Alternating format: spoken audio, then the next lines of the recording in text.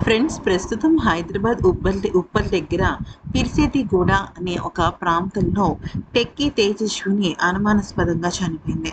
అయితే రోడ్డు మీద బట్టలు లేకుండా నగ్నంగా ఆమె బయటకు తిరగటం, ఇక ఆమె ఆ తర్వాత గుడి దగ్గరికి వెళ్ళి ఒక అమ్మవారి విగ్రహాన్ని, అలాగే అమ్మవారి విగ్రహానికి ఉన్న చీరను తనకు చుట్టుకోవటము, ఆ తర్వాత ఇక అక్కడున్న చెరువులో పడి తను శవమై తేలడము, ఇవన్నీ కూడా చాలా అంటే చాలా విచిత్రంగా ఉన్నాయి.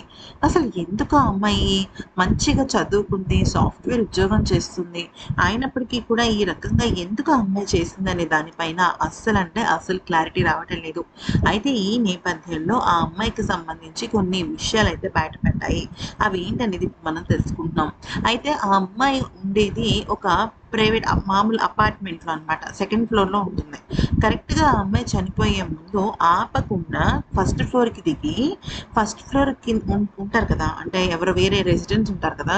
వాళ్ళ తలుపుని ఆపకుండా 5 నిమిషాల పాటు కొడుతూనే ఉందనమాట. బెల్ కొడుతూనే ఉంది. అప్పటికి ఆ అమ్మాయి ఒంటి పైన వస్త్రాలేమీ లేవనమాట. కొడుతూనే ఉంది.